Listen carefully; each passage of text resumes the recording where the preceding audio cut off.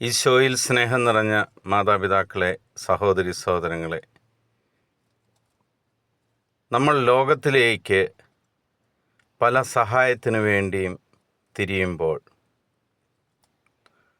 എൻ്റെ ഈ പ്രതിസന്ധിയിൽ ആരെന്നെ സഹായിക്കും എന്ന ചോദ്യത്തിന് ഉത്തരം വളരെ വ്യക്തമായിട്ട് വിശുദ്ധ ഗ്രന്ഥത്തിൽ തന്നെ നമ്മൾക്ക് ലഭിക്കുന്നതാണ്. ഇന്ന് നമ്മൾ ശ്രവിക്കുന്ന തിരുവചന ഭാഗം സങ്കീർത്തനം 121, 1-2 തിരുവചനങ്ങൾ. 121 സങ്കീർത്തനത്തിൻ്റെ 1-2 തിരുവചനം നമ്മൾക്ക് ആര് നമ്മളെ സഹായിക്കും എന്ന ചോദ്യത്തിന് ഉത്തരം തരും. പർവ്വതങ്ങളിലേക്ക് ഞാൻ കണ്ണുകൾ ഉയർത്തുന്നു, എനിക്ക് സഹായം എവിടെ നിന്ന് വരും? എനിക്ക് സഹായം കർത്താവിൽ നിന്ന് വരുന്നു, ആകാശവും ഭൂമിയും സൃഷ്ടിച്ച കർത്താവിൽ നിന്ന്. നിന്നെ ആരും സഹായിക്കാനില്ല എങ്കിൽ പോലും നിന്നെ സൃഷ്ടിച്ചവനായ പിതാവായ ദൈവം നിന്നെ ഒരിക്കലും കൈവിടില്ല. നിന്നെ സഹായിക്കുവാൻ നിൻ്റെ കൂടെ 24 മണിക്കൂറും നിൻ്റെ ഒപ്പമുണ്ടെന്ന് നീ ഉറച്ചു വിശ്വസിക്കുക. നിൻ്റെ ഏത് പ്രതിസന്ധി ഘട്ടത്തിലും, ഏത് കടബാധിതയിലും, ഏത് രോഗാവസ്ഥയിലും, മക്കളെക്കുറിച്ചുള്ള ആദിയിൽ, ഏത് സമയത്താണെന്ന് പറഞ്ഞാലും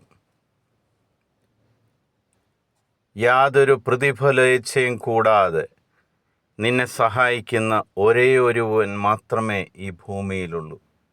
അത് നിൻ്റെ സർവശക്തനായ ദൈവമാണ്. അവനാണ് ആകാശവും ഭൂമിയും സൃഷ്ടിച്ചത്. ആ പിതാവായ ദൈവത്തിങ്കിൽ നിന്നാണ് നിനക്ക് വേണ്ട സഹായം ലഭിക്കേണ്ടത്. ഉറച്ചു വിശ്വസിക്കുക, ആരെന്നെ കൈവിട്ടാലും, ഈ ഭൂമിയിൽ എന്നെ സഹായിക്കുവാൻ ആര് ഇല്ലെങ്കിൽ പോലും ഞാൻ എൻ്റെ സർവശക്തനായ ദൈവത്തോട് കരഞ്ഞ് യാചിക്കുമ്പോൾ ആ കർത്താവ് എന്നെ സഹായിക്കുവാൻ ഇറങ്ങി വരും. ആ കർത്താവ് എന്നെ സഹായിക്കും, തീർച്ച.